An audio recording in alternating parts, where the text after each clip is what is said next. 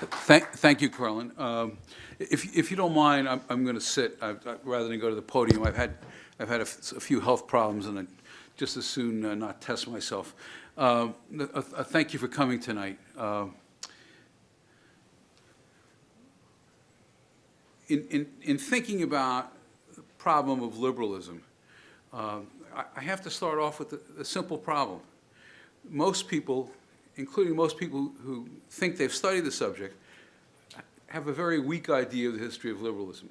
Whether it be on the left or the right, there's an idea that you started with progressivism, you moved on to Ron Radosh and Alice writing about, no, I'm teasing. You started with progressivism, you proceeded to the New Deal, and then you went on to the Great Society, and there's a continuous flow. The trouble is, it's simply not true. Most progressives did not become New Dealers. Very few Republican progressives. You have to remember, progressivism was a bipartisan movement. It occurred in both the Republican and Democratic Party. Very few Republican progressives became New Dealers. And not surprisingly enough, among the Democratic progressives, the group most likely to become New Dealers were social workers, people who have been early social workers. And they saw what they wanted, what they hoped for in the New Deal. Now, part of the reason for this is there's a caesura around World War I, and it has to do with the personality of Woodrow Wilson. A great deal has been written about the personality of Woodrow Wilson, but in my opinion, not enough. He had an extraordinary effect. But before I get back to Woodrow Wilson, let me lay out the broad argument, and then I'll come back to Wilson and this caesura. When we think of liberalism today, the top and bottom coalition we associate with Barack Obama, this began not with progressivism and the New Deal, but rather in the wake of the post-World War I disillusionment with American society. Most Americans were happy to get back to the Harding years, the subject of Ron and Alice's new book. But that was not true of intellectuals. And it was not true of writers of fiction.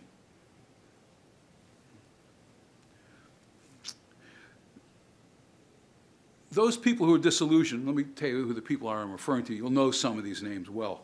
H.G. Wells, H.L. Mencken, Sinclair Lewis, and Randolph Bourne. Those are the ones I'll touch on tonight. My suspicion is most people in the room don't know who Randolph Bourne is. I hope after reading the book you'll have a better idea, because he has an enormous, and I do mean enormous, impact in the 1960s. Many of the ideas of the 1960s are Bourne's ideas. Now, H.G. Wells you all know, but you think of him as the writer of great science fictions.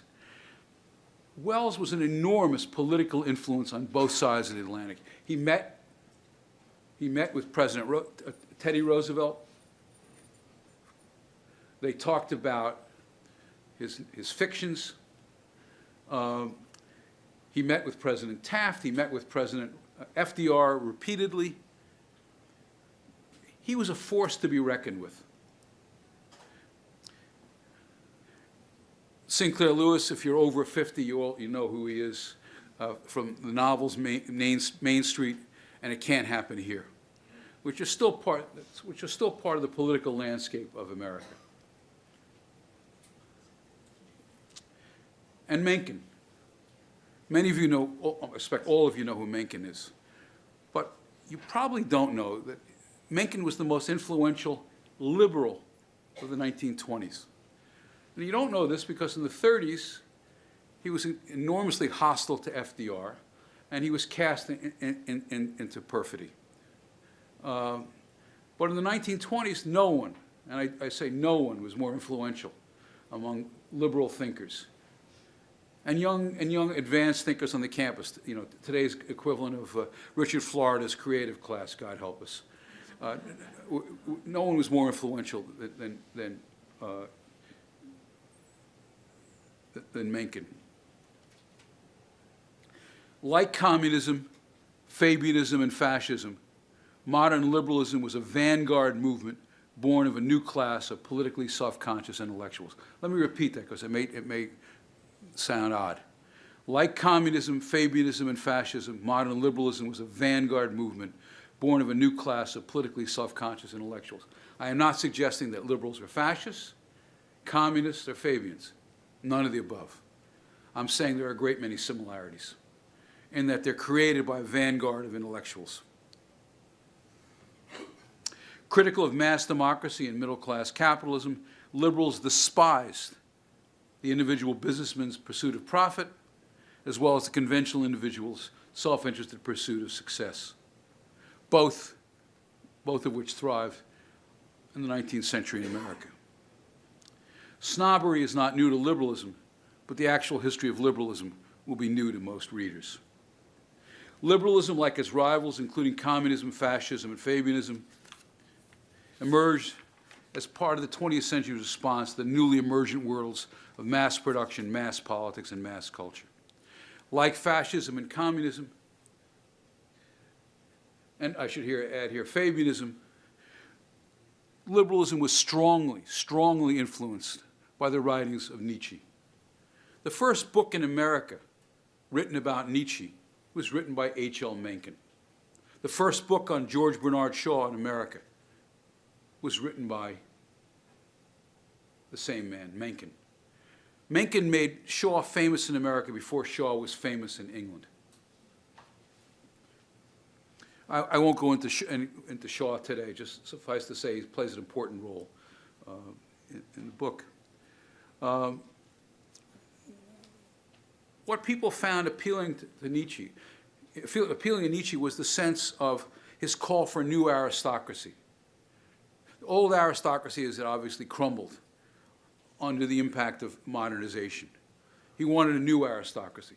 And H.G. Wells' writings, if you remember as a kid, are full of this. Remember, he's calling for the new samurai. He's calling for this new elite to run the world.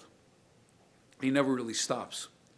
And he's picked up, when you're reading Al Gore, I hesitate to mention his name here, when you're reading Al Gore on climate change, you're reading H.G. Wells. Gore's solutions to climate change are Wells's solutions, creating a global governing body.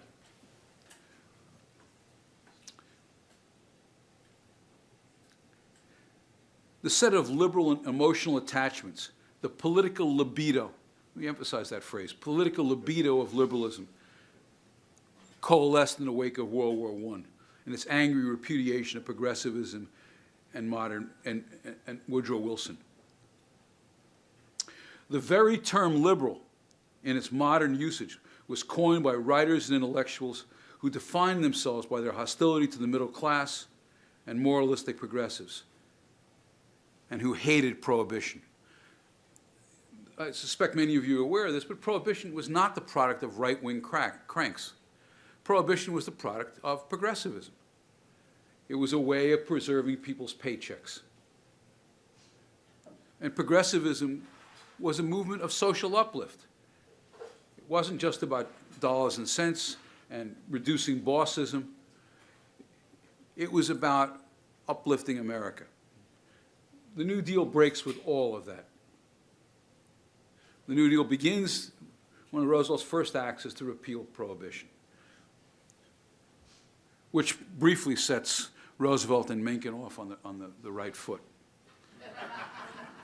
Mencken was a great drinker of German beer.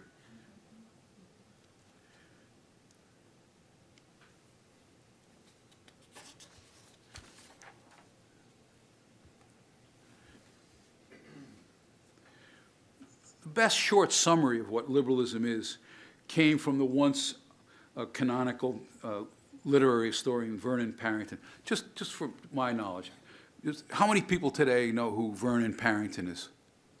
1, 2, 3, 4. Very few. He was once a very widely known figure, and I suspect those of you who raise your hand are historians. Anyone who's not an historian who raise your hand? I'm just curious. One person. Well, this is an incredibly widely read. Oh, Michael, you're an historian. You cannot escape that. Parrington said the following in the late 20s: rid society